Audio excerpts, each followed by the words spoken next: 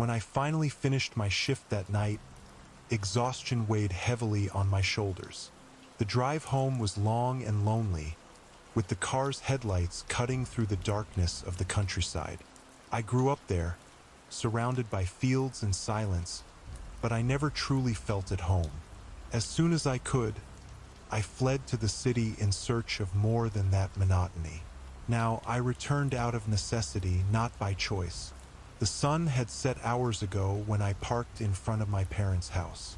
I was surprised to see the front door ajar, something completely out of the ordinary. I turned off the engine and sat for a moment, watching the darkness gathering around the entrance. A sense of unease began to form at the back of my mind. I got out of the car, feeling the cold night air, and walked to the door. The creaking of the wooden boards under my feet seemed louder than usual. I pushed the door open slowly. As I entered, the sight of the mess hit me like a punch. Cushions and magazines scattered, drawers open, and objects thrown to the floor. Someone had been looking for something. I swallowed hard, trying to stay calm. Something inside me told me I needed to check, but carefully. I grabbed an iron rod lying near the fireplace and, holding it tightly, began to climb the stairs. The wood creaked under my feet, each step increasing my tension. When I reached the top, I heard footsteps coming from the master bedroom, followed by a deadly silence. The bedroom door was closed, a barrier between me and whatever was in there. Memories of a similar incident years ago hit me hard. I remembered the paralyzing fear I felt when I found an intruder in my parents' house as a teenager. That experience left me scarred, and now it seemed I was reliving the same nightmare. With trembling hands, I picked up my phone and called my father. No answer. The silence on the other end only increased my anguish. I took a deep breath, trying to stay in control, and, deciding not to face this alone, opted to call the police. My fingers trembled as I finished explaining the situation to the officer on the other end. Trying to make as little noise as possible, I went down the stairs, my breath quick and shallow. Each step echoed through the house, the weight of the silence amplifying my sense of vulnerability. I reached the living room again and tried to collect my thoughts. Whatever was upstairs was between me and any attempt to escape. I grabbed the iron rod again, the cold metal bringing a strange sense of comfort amid the growing panic. My eyes fixed on the bedroom door, still closed, like a gate to the unknown. The minutes passed slowly. The wait for the police seemed eternal. I could hear the soft sounds of the wind outside, but inside the house, everything was too quiet. Suddenly, there was a creak from above, followed by a muffled whisper. My senses went on high alert, fear taking over. I remembered the previous incident years ago when I found a stranger in my parents' house. At that time, my father was there to help, but now I was alone. That memory, mixed with the current terror, created an overwhelming mix of fear and despair.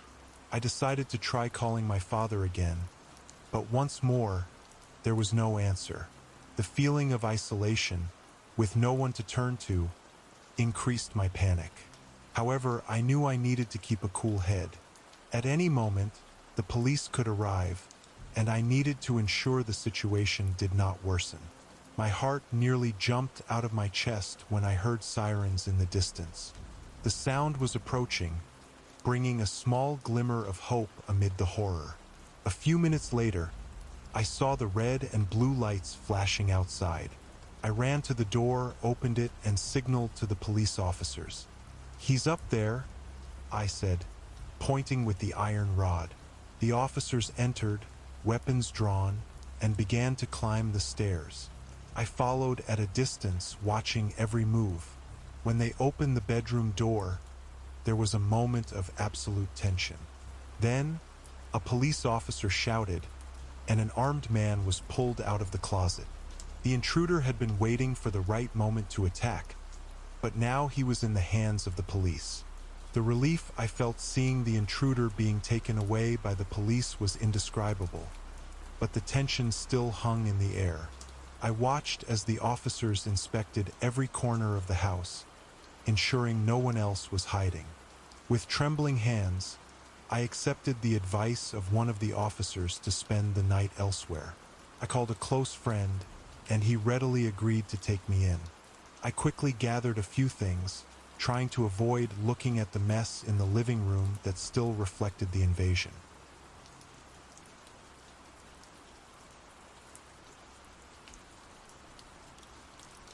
Winter break had finally arrived. I could hardly wait to go back home and enjoy a few days of rest away from the stress of university. Unfortunately, my parents would be away visiting relatives in another city, so I would have the whole house to myself. Our house was in a quiet neighborhood, surrounded by a dense forest. There were few nearby houses, which always provided a sense of peace and isolation. Upon arrival, I was greeted by the welcoming silence of our living room. I sat on the couch, soaking in the tranquility and familiarity of the surroundings. It was good to be back. I spent the day unpacking my things and organizing what I needed for the coming weeks. That night, while watching TV in the living room, I heard light tapping on the window. I got up, feeling a twinge of curiosity mixed with slight discomfort. I walked to the window, but when I opened the curtains, I saw nothing but the darkness of the forest and the faint light from the street lamp. Strange. I returned to the couch, trying to ignore the unease that began to settle in. In the following days, small things started to bother me. It was as if something was wrong, but I couldn't pinpoint exactly what it was. One morning, I noticed that one of the kitchen windows was slightly open. I was sure I had closed it the night before. I was puzzled but tried not to give it much importance. However, the incidents kept happening. Books that I had left on the shelf appeared on the floor. My bedroom door was ajar when I remembered closing it. The unease turned into worry. Something was very wrong. I decided to install security cameras. If someone was breaking into my house, I needed to find out who it was. I spent the night setting up the cameras, making sure they covered all the entrances and common areas. I felt a temporary relief, but still, the thought of being invaded haunted me. The next morning, I checked the recordings. To my surprise and horror, the cameras captured a man entering the house during the night. He calmly rummaged through my belongings, as if he was familiar with the place. I felt a chill throughout my body as I watched him move through my things. With the evidence in hand, I went straight to the police. I showed them the footage, hoping they could help. To my surprise, the officer who watched the recordings recognized the intruder. He was a wanted criminal in the area, known for breaking into houses and terrorizing residents. The police wasted no time. They set up an operation to capture the man before he could return. I stayed up all night waiting for news. Every noise in the house seemed amplified, and the feeling of being watched kept me on the verge of a breakdown. It was during the early morning that I heard footsteps coming from downstairs. I descended the stairs silently and hid behind the kitchen door, peeking through the crack. The intruder was there again, rummaging with the same disturbing calmness. He didn't seem to know he was being hunted.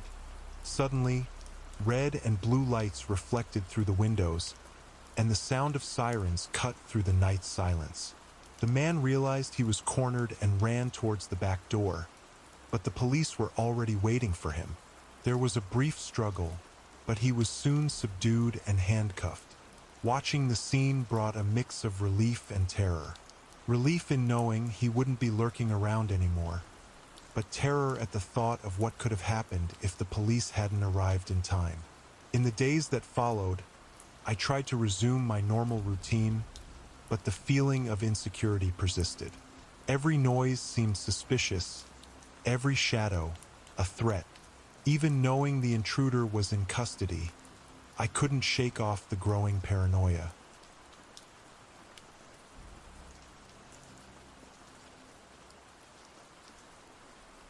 Moving is always a mix of emotions. While it's exciting, it brings an unsettling sense of the unknown. When I finally placed the last box in my new apartment, a cozy studio on the fourth floor of an old building, I felt a strange mix of euphoria and apprehension. I was 25 years old, and it was my first time living alone in a completely new city. The building had a peculiar atmosphere, with narrow corridors and walls covered with floral wallpaper that seemed to have been placed decades ago. My new neighbors were almost all elderly, people who didn't leave their units much. The janitor, an old man named Mr. Russell, was the only one I had really talked to so far. It was a Friday night and I was unpacking boxes, trying to make the space feel like home. Each object I placed seemed like an attempt to claim the space for myself. I went to the kitchen and made a cup of tea to warm up and relax a bit before continuing with the unpacking. Suddenly, I heard a light scratching at the front door. I thought it might just be a stray animal. I returned to the living room and continued with the boxes, but the scratching persisted, now more distinct and insistent. Curiosity and nervousness grew in me. I decided to look through the peephole, expecting to see only the empty, dimly lit hallway. When I placed my eye against the small lens, I saw a hooded figure standing in front of my door. My blood ran cold. I couldn't see the face, only the shadowy outline of a dark hood. I backed away slowly, trying not to make any noise. What was happening? Why would someone be standing there so late at night? Fear took over as the figure began to knock lightly on the door, a rhythmic sound that echoed through the empty apartment. I grabbed my phone and tried to call the building's security, but there was no answer. I checked the cell signal, which was too weak to make a call. Feeling completely isolated, I started thinking about alternatives. Then I saw something slide under the door. A note. I approached cautiously and picked it up, my hands trembling. The message was simple but terrifying. I know you're alone. My body shook, and my mind spiraled into panic. I backed away from the door. The walls seemed to close in around me, and the sound of my heartbeat filled my ears. I took a deep breath, trying to stay calm. I had to think of something. I had to protect myself. My first reaction was to grab a knife from the kitchen. The cold blade against my skin brought a brief comfort, a sense that I still had some control over the situation.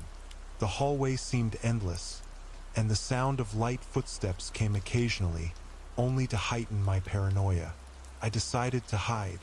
The closet in the bedroom seemed the best option, a small refuge where I could wait until the figure in the hallway left. I closed the closet door slowly, curling up between clothes and boxes yet to be unpacked. Darkness enveloped me, and the silence was almost deafening. The minutes dragged on, each second feeling like an eternity. I tried to control my breathing, listening intently for any sound outside. Suddenly, I heard footsteps approaching again. The hallway creaked under someone's weight. My heartbeat quickened, echoing in my head like a drum. I gripped the knife tighter, wishing it were just a nightmare from which I would wake up any moment. The footsteps stopped in front of my door. Silence returned, more oppressive than ever. I closed my eyes, praying for the figure to go away, for this to end soon.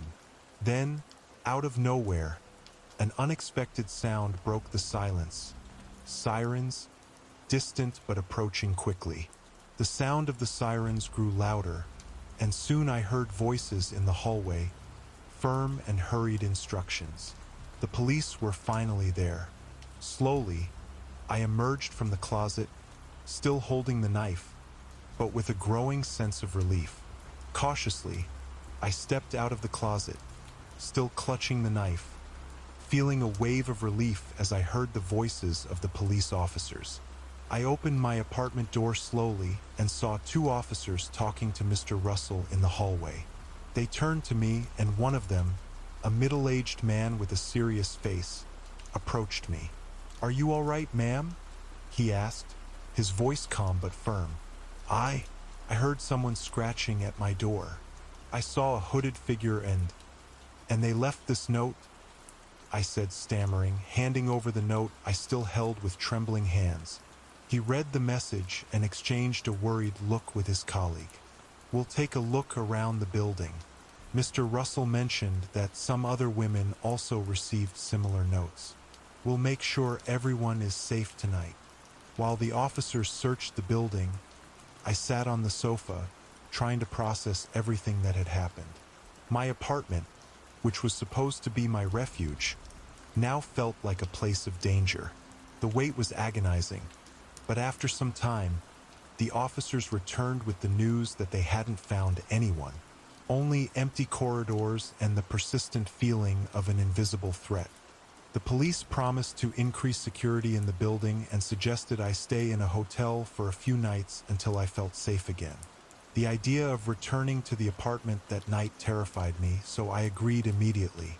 I packed a small bag with some clothes and essentials and, with a heavy heart, left my new home behind.